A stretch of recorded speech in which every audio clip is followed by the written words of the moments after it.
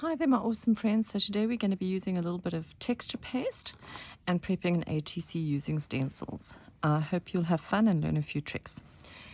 So behind the scenes I had actually prepared a few for you already. You can see they've got orange post-its. Here's another one with orange post-its. I'm going to tell you why I've used those post-its and share a trick or two with you. So when I'm using texture paste and I'm making ATCs, I always leave a little border. You can see I've drawn it here for you, just a little squiggle. It's about 2 or 3 millimeter border. And the reason I do that is so that my metal tape has somewhere to stick. If I do the texture paste right to the edge, it kind of lifts and peels. So what I've done is I figured out a nice little trick. I'm using post-it stickers, from your office pads, post-its, or sticky notes, and I'm creating a little border. I just want to line it up from the back. I find it easier to get them more or less straight. Okay, so that's lined up. Just put a little piece of masking tape on the back, and I'm going to use this lovely Protea, and also being mindful to line it up on this edge, that I don't go right to the edge, and I can kind of feel with my finger that that is more or less right, and also stick it down with a little piece of masking tape here so that the stencil doesn't move. Whoops. Okay, so that's what we've done, and we'll put that aside for the moment. Okay, so that's how you prevent your paste from going right to the edge. So I want you to use my modeling paste, which I don't often use, and it is so thick. The consistency is terrible. So I'm a mindful crafter. I don't just throw things away because they're old. Thought I'd show you exactly what I'm doing. I've put the paste over here, added a touch of water, and just going to thin it out a bit.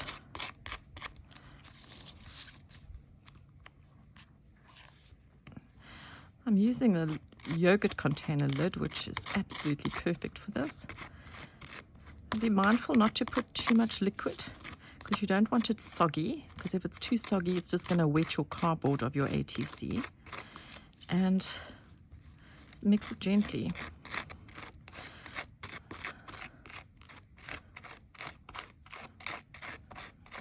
Okay. And this is a very gritty texture paste. You can hear it's not a smooth, silky one. You can use whatever paste you have. It really isn't important. I know this is boring, but I just wanted to show you that use what you have, and you don't have to rush out and buy stuff for every project. And if you don't have any modeling paste or texture paste, remember you can make your own with a little bit of baby powder and water, or a little bit of corn flour and water, or plaster of Paris and water. You can create your own texture paste, so don't panic. Okay, so I think this is kind of mixed quite well. I don't want any liquid on the sides, and it's now nice and spreadable. Can you see that? It's nice and spreadable. Okay, righty then. So let's get cracking. I'm going to use an old magazine.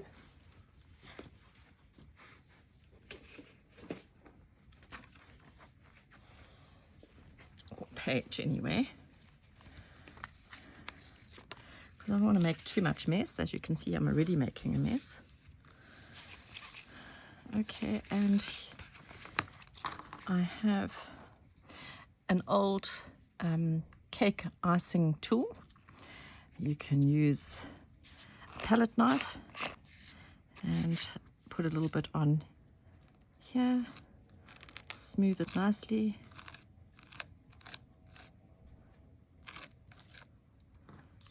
And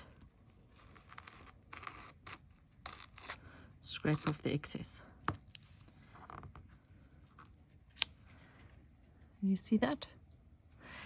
So I think we've got enough on there. It doesn't have to be very thick. And immediately gently lift off your stencil and put your stencil into water. I've got a little container here, but you don't want the texture paste to dry on your stencil. So there's number one. Put them in a safe spot. Let's take the next one. So this is also a really nice stencil, and I've just done the border on the one edge. So let's go again. And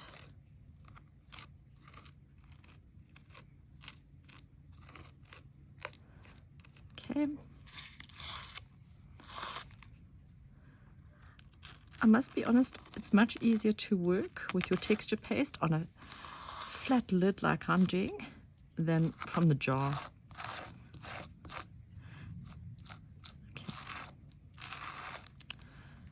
Okay, we've done that one. Can you see? Wiped off the excess. And now you're going to see why I used the post-it note. Can you see there's my post-it note? If I remove the post-it note, I've got your little border, your edge is not covered. Isn't that cool? All right, let's do our protea. So here's our protea. Same thing. Nice generous dollop.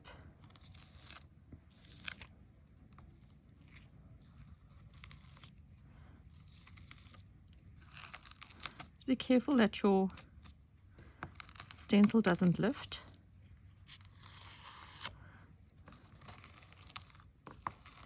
You can actually see how grainy my texture paste is.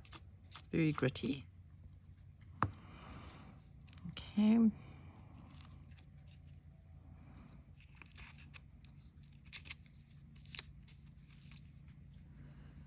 Take the masking tape off. Gently lift the stencil, put the stencil in the water, and gently remove your post-it note, and voila, look at that, we've got a really nice border. Okay, so let that one dry. And then last one was this mandala I prepped for you. So here you can see I used the post-it notes on three sides.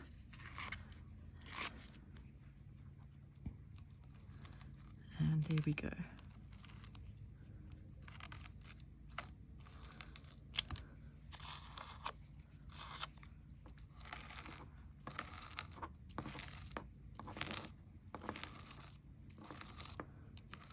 Okay. And that's done. And once again, remove our masking tape.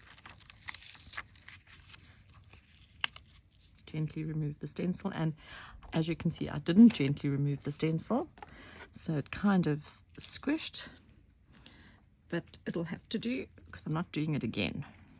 I just want to show you how I took the stencil up too quickly and it kind of moved. It's fine. So we'll take this one off. Piece of masking tape. There's another piece of masking tape at the back.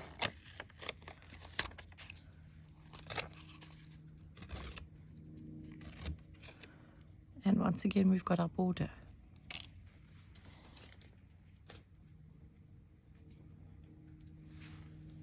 Okie dokie. So that's my tip on how to use your paste. And because I'm frugal, all of this nice soft paste is going back in the bottle. And you can see I'm not even worried about the fact that the other paste is hard in the bottle. It really couldn't be bothered. Going to work just as well, and I'll follow the same process the next time I decide to use my texture paste, which is not very often.